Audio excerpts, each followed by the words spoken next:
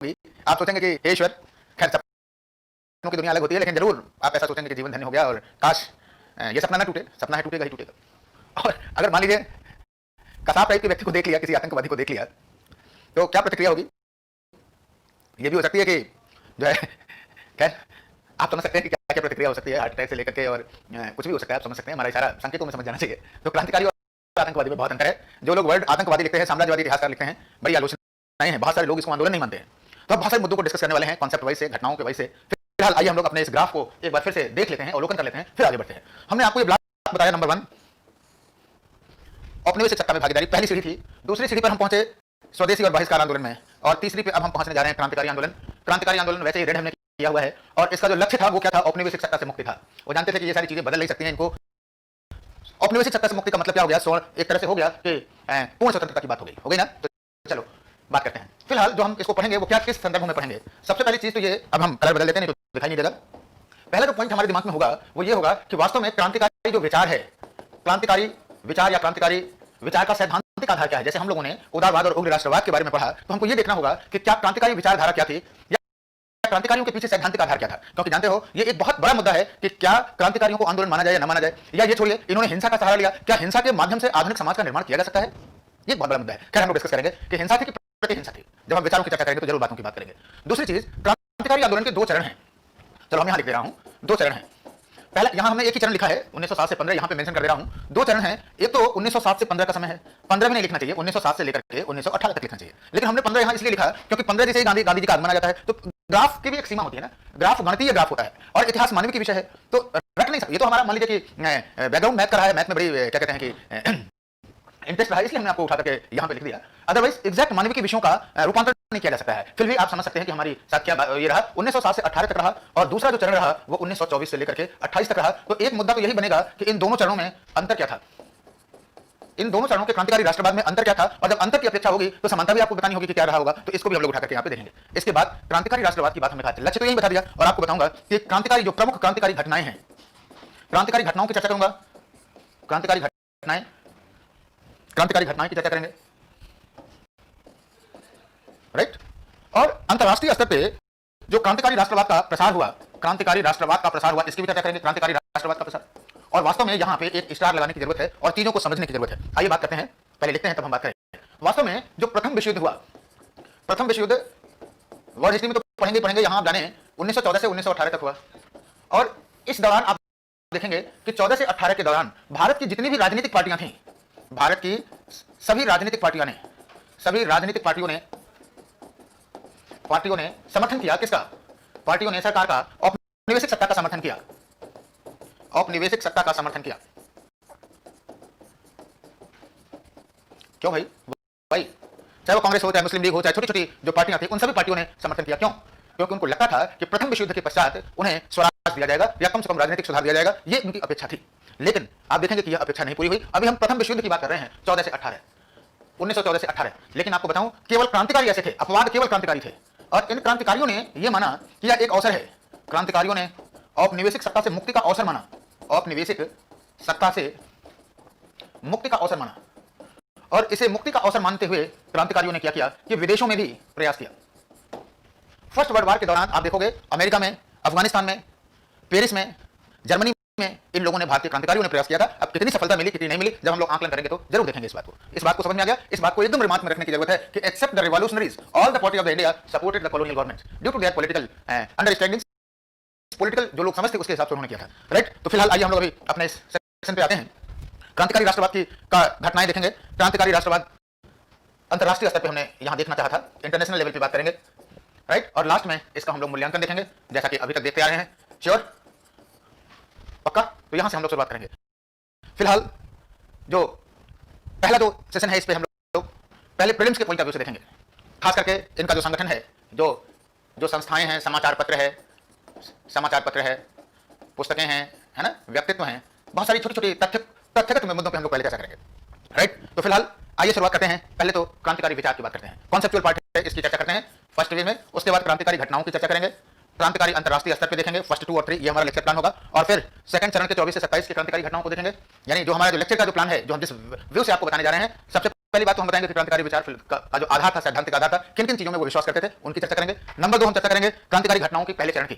Number तीसरे पे हम लोग चर्चा करेंगे कि जो प्रमुख अंतरराष्ट्रीय क्रांतिकारी घटनाएं हुई 14 से 18 के दौरान, उनकी चर्चा करेंगे। फिर हम चर्चा करेंगे द्वितीय चरण के क्रांतिकारी घटनाओं की चर्चा करेंगे प्रेजेंट्स के। इसी दौरान हम उनके संस्था, समाचार पत्र और व्यक्तित्वों की भी कुछ चर्चाएं करेंगे, ठीक है। और फिर अंत में हम लोग जो है दोनों चरणों में अंतरों को देखेंगे, लास्ट में मूल्यांकन देखेंगे, ये प्रीलिम्स के पॉइंट ऑफ व्यू से, और फिर इस पे आने वाले प्रश्नों की चर्चा जैसे हम करते रहे हैं वैसे करेंगे। श्योर? तो आइए शुरुआत करते हैं। देखिए, जो क्रांतिकारी जो विचार था, पहले तो हम आइए इस पे चर्चा करें। जो क्रांतिकारी विचार था,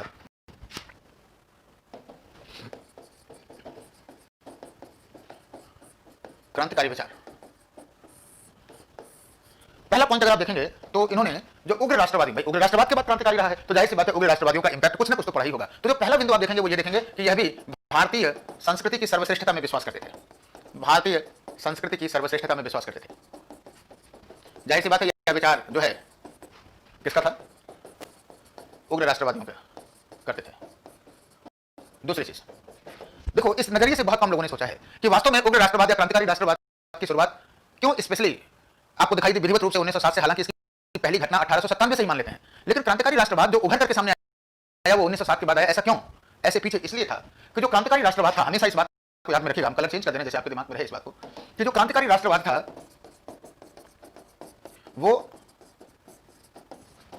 वह तभी मुखर होता था, जब राष्ट्रीय आंदोलन में बिखराव होता था। राष्ट्रीय आंदोलन में बिखराव होता था। इस लाइन को याद रखना, लास्ट में भी याद दिलाऊंगा। फिलहाल जितना ज्ञान है आपको उस पृष्ठभूमि पे कम से कम प्रथम चरण के क्रांतिकारियों की बात को तो आप टेस्ट कर ही सकते हो। देखो, उदारवाद 20 सालों तक चला, लक्ष्य को प्राप्त नहीं कर सका, जहरी निराशा थी। उग्र राष्ट्रवादियों ने बढ़ चढ़ करके लक्ष्यों को रखा और कहा कि हम संघर्ष करेंगे। क्या हुआ? 1907 में वो विकल्प खुद खत्म हो गया, क्योंकि 1907 में सूरत विस्फोट के बाद उदारवादी और उग्र राष्ट्रवादी अलग हो गए। उग्र राष्ट्रवादियों को दंडित कर दिया गया, है ना। आप जरा सोचिए कि 1907 में लोगों की मनोदशा क्या रही होगी। 1907 में लोगों को तो यही लग रहा होगा कि अब राष्ट्रीय आंदोलन में कहीं कुछ होने वाला नहीं है, दो के दोनों विकल्प खत्म, शून्यता की स्थिति रही होगी। और उस समय क्रांतिकारियों ने अपने आप को आगे किया और ये दिखाया, लोगों के मन में जो औपनिवेशिक सत्ता के प्रति जो दहशत थी, उस दहशत को समाप्त किया। कैसे? सिंपल सी बात है, औपनिवेशिक सत्ता किस पे डिपेंडेंट थी? छल पे और बल पे। छल का मतलब ये कि कूट भाषा में कहती कुछ और थी, करती कुछ और थी, और बल का मतलब हिंसा। इन्होंने कहा चलो दोनों का हम आपको जवाब देते हैं। कैसे? टिट फॉर टैट, ईंटे का जवाब पत्थर से। पहले चरण की घटनाओं में क्रांतिकारियों ने उन लोगों को टारगेट किया, ऐसे साम्राज्यवादी अफसरों को टारगेट किया जो कि बदनाम थे इस बात के लिए, शोषण के लिए, अपनी उद्दंडता के लिए, अपने क्या कहते हैं कि बदतमीजी के लिए अगर कहा जाए, असंसदीय शब्दों का प्रयोग किया जाए। जैसे आपको बताऊंगा, अभी घटनाओं की जब चर्चा करूंगा तो चर्चा करूंगा, आपको बताऊंगा कि किस तरह से अधिकारी बदतमीजी से पेश आते थे। तो उनके लिए क्रांतिकारियों के पास बस एक ही दवा थी कि बेटा तुम्हारा समय खत्म हो गया है, शूट कर देना।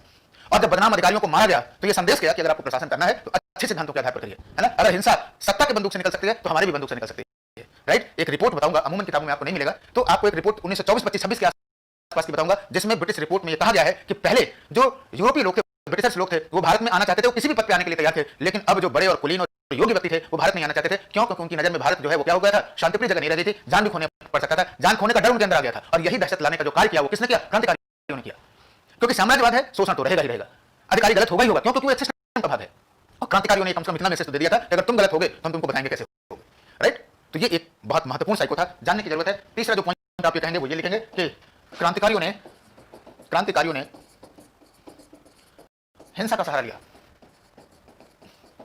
लेकिन याद रखना, अब हम लिख नहीं रहे हैं, समझो, ये हिंसा नहीं थी। बहुत सारे लोग इस पे मुंह फुलाते हैं कि सर हिंसा से हम आधुनिक समाज का निर्माण नहीं कर सकते। भाई ये हिंसा कहां कर रहे थे? ये तो प्रतिहिंसा कर रहे थे। जिस राष्ट्र में या जिस शासन पद्धति में जो शासन पद्धति सिर्फ शोषण के आधार पर हो और आवाज उठा देने पर आवाज को काट दे, गोली मरवा दे, तो ऐसे लोगों के लिए क्या करेंगे आप? हिंसा ही तो करेंगे। तो ये हिंसा नहीं थी, ये प्रतिहिंसा थी। और ये आतंक नहीं था। क्यों? क्योंकि आतंक का उद्देश्य भय स्थापित करना होता है आम जनता में, और उसका एक राजनीतिक एजेंडा भी होता है। इनका राजनीतिक एजेंडा तो था, लेकिन इनका उद्देश्य भय नहीं पैदा करना होता था। इनको जनता का समर्थन मिला हुआ था। एक आध अपवाद चंद्रशेखर आजाद जी का उठा दीजिए, हटा दीजिए, तो कभी भी कोई भी ऐसा क्रांतिकारी नहीं रहा होगा जिसके खिलाफ जनता ने जाकर के मुखबिरी की हो। तो निश्चित रूप से कहीं इनके पास, और जानते हैं जब इस तरह से बदनाम अधिकारी मारे जाते तो जनता अंदर ही अंदर बहुत खुश होती थी, ठीक है। तो हिंसा को इस संदर्भ में, इस नजरिए में देखे जाने की जरूरत है। पहले के चरण में अगर आप उठा करके देखोगे ना तो ये एकदम मत वाले देशभक्त थे, इनको किसी से मतलब नहीं था, बस once the target decided the target should be completed. और आपको बताऊं, त्याग और बलिदान की चरम अभिव्यक्ति थी। त्याग और बलिदान की चरम अभिव्यक्ति थी।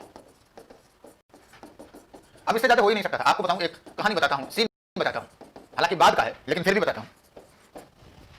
चलो पहले वाला बता देता हूं। जैसे मदन लाल धिंगरा साहब का था। मदन लाल धिंगरा को जब फांसी दी गई ब्रिटेन में, फांसी के नाम से, मरने के नाम से लोग डरने लगते हैं। और उस बंदे ने विधिवत स्पेशली इस बात को कहा कि मेरे जैसे गरीब व्यक्ति के पास है क्या, मैं तो तब तक चाहूंगा भारत में जन्म लेना और फांसी पर चढ़ना जबकि भारत में स्वतंत्र न हो जाए। आदमी चाहता तो ये भी तो कह सकता था कि साहब अगली बार ब्रिटिश क्राउन बना दो तो हम सीधे भारत को स्वतंत्र कर देंगे। नहीं, ये त्याग की भावना थी कि जन्म लूं तो भारत भूमि में लूं और मरूं तो भारत भूमि के लिए लूं। ये मदन लाल धिंगरा का था। एक और सीन की बात आपको बताता हूं, जब सेंट्रल असेंबली पे बम फेंकना था, 1929 की घटना है। रात भर भगत सिंह और अन्य लोगों के बीच झगड़ा इस बात का हुआ। जो सीनियर सदस्य थे कहते थे तुम अभी बहुत जूनियर हो, लड़के हो, तुम कहां जाओगे? और भगत सिंह कहते थे अजीब बात है, हम चले जाएंगे तो मेरा क्या जाएगा, मैं तो मर जाऊंगा। लेकिन आप लोग सीनियर हैं और आपको देश को जाने की जरूरत है, हमको जाने दीजिए, हम बम फेंक देंगे, आराम से फेंक देंगे। और बम फेंकना नहीं था, बम फेंक करके गिरफ्तारी देनी थी। और गिरफ्तारी के बाद क्या होना था बहुत अच्छे ढंग से जानते थे कि फांसी होनी थी।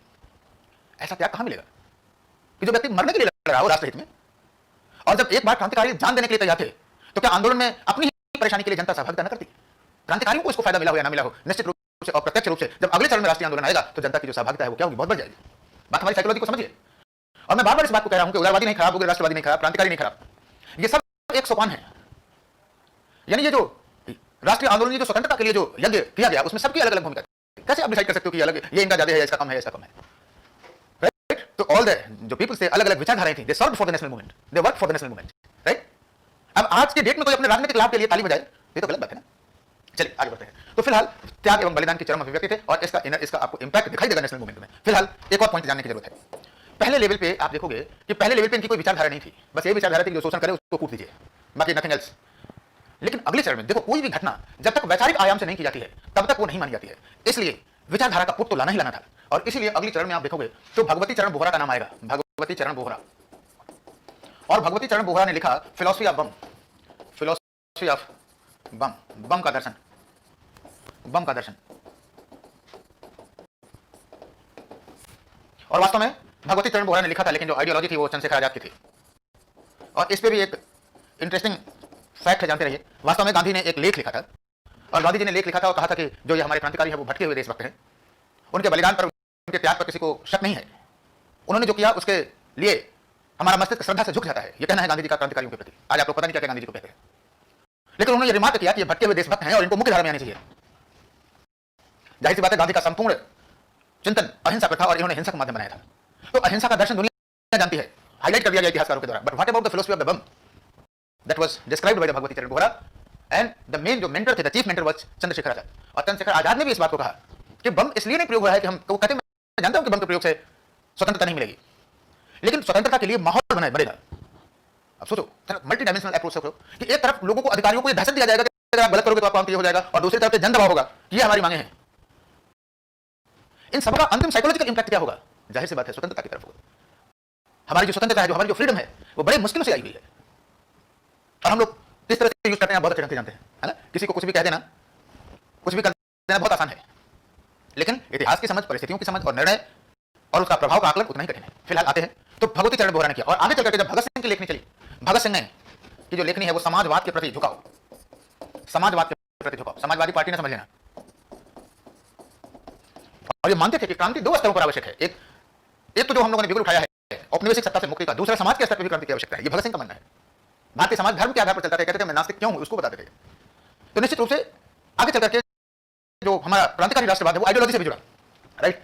एक और बात ध्यान देने की जरूरत है, ऊपर ही लिख देता हूं इस बात को कि औपनिवेशिक सत्ता के प्रति, औपनिवेशिक सत्ता से मुक्ति तो लक्ष्य रखा ही, औपनिवेशिक सत्ता की कठिनाई भारतीयों के लिए अवसर है, ये मानते थे। ये भारतीयों के लिए अवसर है, के लिए अवसर है।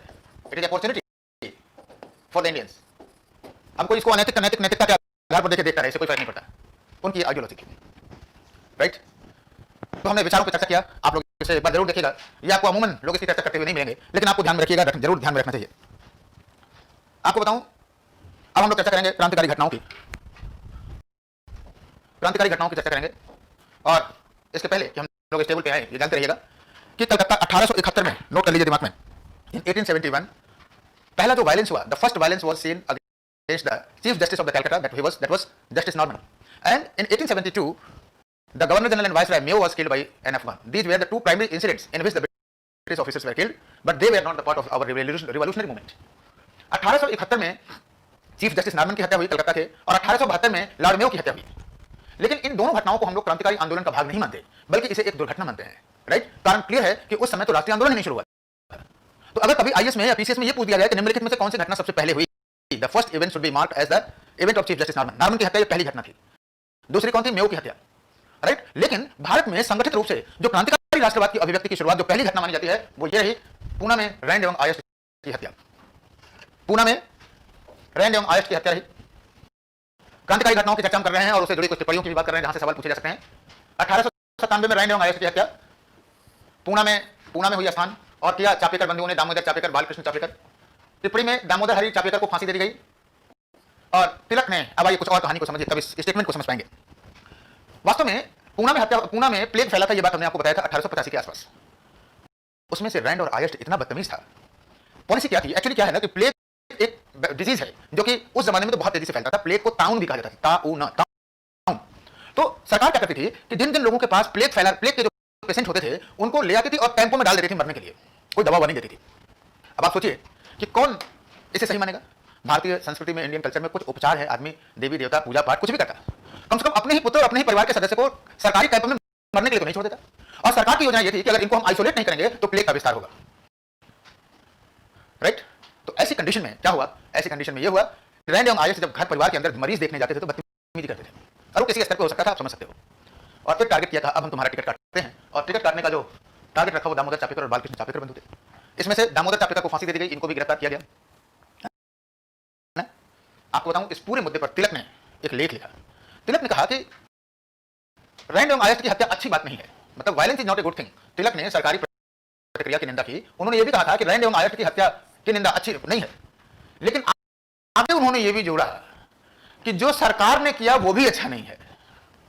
और जाहिर सी बात है सरकार के निर्णय की प्रतिक्रिया जो थी उसको आईपीसी की धारा 124A, आईपीसी लिखना भूल गया, आईपीसी भारतीय दंड संहिता की अंडर सेक्शन यहां लिख दे रहा हूं 124A IPC, Indian penal code की धारा 124A के अंतर्गत सेडिशन एक्ट होता है, जो लोग आईपीसी जानते होंगे। राजद्रोह अधिनियम होता है। राजद्रोह अधिनियम को के अंतर्गत 18 माह की सजा दी गई तिलक को पत्रकारिता के लिए, राइट। कि क्यों उन्होंने सरकार की आलोचना की, और केवल आलोचना की बात थी क्योंकि उन्होंने विरोध तो सबका किया था, राइट। तो इससे पहले, और आपको बताऊं, आप देखोगे क्रांतिकारी राष्ट्रवाद से जो सबसे प्रभावित राष्ट्र रहेंगे बंगाल और महाराष्ट्र। बंगाल नंबर 1, दूसरे नंबर पे महाराष्ट्र, बाकी तो यूपी और अन्य जगह पे भी आपको मिल जाएंगे। दूसरी घटना 1906 में फुल्लर की हत्या का प्रयास भूल गए कि याद है? ये वही फुल्लर महोदय थे, कलकत्ता में बारेंद्र घोष जी थे। प्रयास असफल रहा। असफल सफल तो आप जानते हो, बहुत माइन्यूट डिफरेंसेस रहते हैं। हाँ जी, वही हैं ये फुल्लर साहब जिन्होंने बंगाल विभाजन को इंप्लीमेंट किया था और इन्हें नए प्रांत का गवर्नर बनाया गया था। 1908 में किंग्सफोर्ड की बग्गी पर, बग्गनी नहीं भाई, बग्गी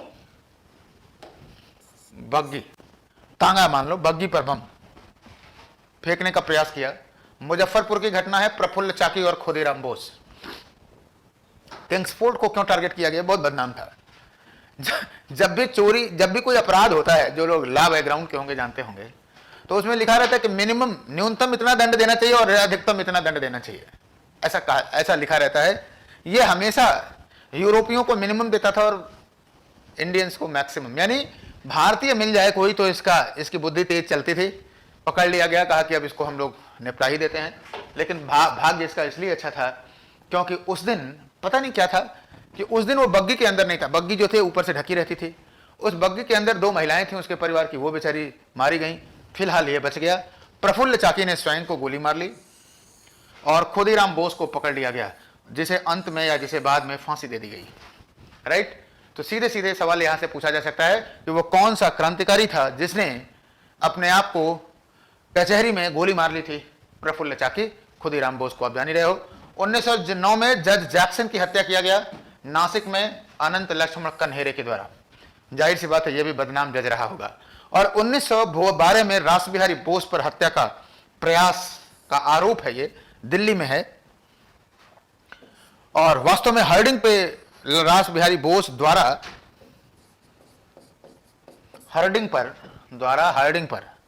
हर्डिंग की हत्या का प्रयास, बताता हूं, समझो। आपको ये तो बता ही दिया था कि 1911 में जो है आंदोलन, 1911 में जो राजधानी बदल दी गई और 1912 में राजधानी परिवर्तन हुआ। लॉर्ड हार्डिंग नवाब बना और उस पर बम का प्रयास किया। चांदनी चौक की गलियां वैसे भी सक्रिय थी उस समय, और प्रयास किया मनमथ विश्वास और बसंत विश्वास ने। रियल जो थे क्रांतिकारी यही थे, लेकिन सरकार को यह लगता था कि वास्तव में इसका जो मूल कारण है वो कौन है, रासबिहारी बोस हैं। तो रासबिहारी बोस पे ही मुकदमा चला, लेकिन रासबिहारी बोस भाग गए और आगे जाकर के जापान चले गए और फिर आईएनए का गठन किया गया। तो ये कुछ प्रमुख घटनाएं हमने आपको बताई पहले चरण की। संभव है कि जब आप किताब पढ़ो तो एक आध घटना और भी आ जाए, इसी में जोड़ लो, परेशान होने की जरूरत नहीं है, एनफ है। प्रमुख जो घटनाएं हैं वो यही हैं। इसमें हमने कुछ जो संस्थाओं की चर्चा किया है जो क्रांतिकारी राष्ट्रवाद को प्रेरित कर रही थी, क्रांतिकारी राष्ट्रीय आंदोलन के थी। आइए हम लोग चर्चा करते हैं। जैसे व्यायाम मंडल, जो व्यायाम मंडल बना, व्यायाम मंडल के जो संस्थापक थे बालकृष्ण चापेकर और दामोदर हरि चापेकर, अभी हमने चर्चा किया। और इस संस्था ने समर्पित एवं चुस्त कार्यकर्ताओं की फौज तैयार की थी, यानी वॉलेंटियर्स तैयार करना इसका उद्देश्य था। सबसे पुरानी एक तरह से आप देख लेंगे व्यायाम मंडल थी। मित्र मेला, मित्र मेला बनाया 1899 में गणेश सावरकर और वीडी सावरकर। शिवाजी एवं गणेश महोत्सव के माध्यम से, शिवाजी एवं गणेश महोत्सव के माध्यम से राजनीतिक एवं सांस्कृतिक चेतना लाना इसका उद्देश्य था। गणेश सावरकर और V D Savarkar, right, sure. Shivaji एवं गणेश महोत्सव आप जानते हो कि तिलक ने भी राजनीतिक रूप से यूज किया था। आज भी अभी हाल में ही हुआ ना, क्या कहते हैं, गणेश चतुर्थी। तो आप जानते हैं कि अब तो पूरे राष्ट्र में होता है, पहले महाराष्ट्र में ज्यादा फेमस होता था, ज्यादा था। तो फिलहाल गणेश सावरकर ने यह किया था और सांस्कृतिक चेतना लाना इसका उद्देश्य था। अभिनव भारत 1904, बीडी सावरकर, यह मित्र मेला का विस्तृत रूप था और 1904 के बाद उसने कई घटनाओं का संपादन किया था। अभिनव भारत, राइट, क्रांतिकारी संस्था थी। यह मित्र मेला का विस्तृत रूप ही था। अनुशीलन समिति, इसकी चर्चा हम लोगों ने पहले भी किया है। पीएन मित्रा, मिश्रा नहीं, पीएन मित्रा। 1907 में इस संस्था से वारेंद्र घोष एवं भूपेंद्रनाथ दत्त जुड़े, तो वो भी था। पैन आर्यन एसोसिएशन बरकतुल्ला ने स्थापित किया।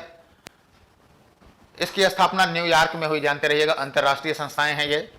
हिंदुस्तान एसोसिएशन 1907 में रामनाथपुरी, इसकी स्थापना न्यूयॉर्क में हुई। यूनाइटेड इंडिया हाउस तारकनाथ दास एवं जीडी कुमार सैन फ्रांसिस्को में हुआ। हिंदी एसोसिएशन लाला हरदयाल, काशीराम, भाई परमानंद, सोहन सिंह भरकना, हरिनाम सिंह टुंडीलाट, इसकी स्थापना पोर्टलैंड में हुई थी। युगांतर आश्रम सैन फ्रांसिस्को में हुआ, लाला हरदयाल, रामचंद्र पेशावरी ने किया। और शोर कमेटी संगठन थी, हम लोग चर्चा करेंगे अभी। फिलहाल यहां जानते रहिए, हुसैन रहीम, सोहन लाल पाठक, बलवंत सिंह, और इसकी स्थापना जो है कनाडा में हुई थी। तो ये कुछ संस्थाएं हैं, एक बार एट ए ग्लांस आप लोग देखेंगे तो चीजें आसानी से प्री के पॉइंट ऑफ व्यू से है। हमने पहले भी कह रहा कि बिगिनिंग जो पहला सेशन रहता है वो प्री का ही रहता है। तो आइए नेक्स्ट की बात करते हैं। इसमें हमने एट ए ग्लांस कुछ क्रांतिकारियों के नाम दिए हैं, कुछ छूट भी गए होंगे, आप लोग देख लीजिएगा, है ना। जैसे महाराष्ट्र में वीडी सावरकर, गणेश सावरकर, नारायण सावरकर, अनंत लक्ष्मण कन्हेरे, चापेकर बंधु, प्रभु पांडुरंग वापट, ये लोग थे। वापट साहब स्पेशली को बम बनाने की विधि सीखने के लिए पेरिस भेजा गया था, ये जरूर सवाल पूछा जाएगा। प्रभु पांडुरंग वापट। बंगाल में खुदीराम बोस, प्रफुल्ल चाकी, वारेंद्र घोष, यतीन्द्रनाथ बनर्जी, उल्लासकर दत्त, बहुत भी नाम है भाई, आप लिख सकते हो उल्लासकर दत्त, सूर्य सेन, प्रीति लता वाडेदर, प्रीति लता वाडेदर, सुनीति चौधरी, वीना दास, बहुत सारे लोग हैं। सब महिलाओं में आप देखेंगे ना तो यहां बहुत मिलेंगी आपको वीना दास,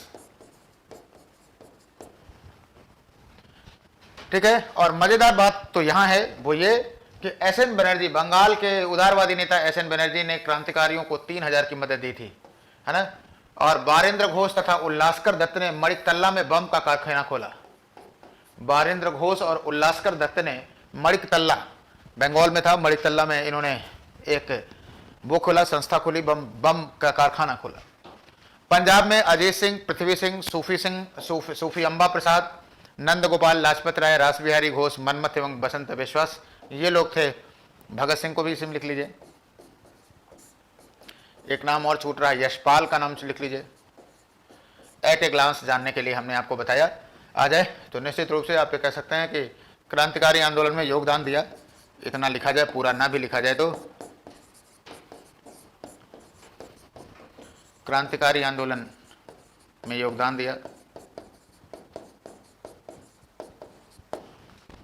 संयुक्त प्रांत एवं आनंद में सर सुंदरलाल है, इलाहाबाद एवं वाराणसी में थे। मध्य प्रदेश में अर्जुन लाल सेठी, बरहत केसरी, रामगोपाल प्रताप सिंह। मद्रास में वंशी अय्यर, नीलकंठ अय्यर, इन लोगों का नाम आपको मिलता है। और कुछ समाचार पत्र एवं पुस्तकें हैं, उनकी भी हम लोग चर्चा करें यहाँ पे। जैसे पथेर दावी शरद चंद्र चट्टोपाध्याय की थी। वंदे मातरम मैडम भीखाजी कामा ने पेरिस से निकाला, बाद में अरविंद घोष ने भी इसी नाम से समाचार पत्र निकाला था। समाचार पत्र पूछे जाते हैं, आपको याद में रखने चाहिए। हमने एक बार फिर कहा कि अगर किसी आंदोलन के दौरान प्रमुख समाचार पत्र हैं, उन समाचार पत्रों को आप लोगों को जरूर रखना चाहिए, ध्यान में रखना चाहिए। युगांतर, गोयांतर नहीं, थोड़ा सा इसको सही करें, युगांतर था, युगांतर, है ना?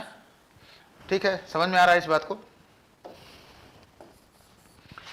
हम लोग ब्रैकेट में लिख दे रहे हैं इसको, जानते रहिएगा, युगांतर।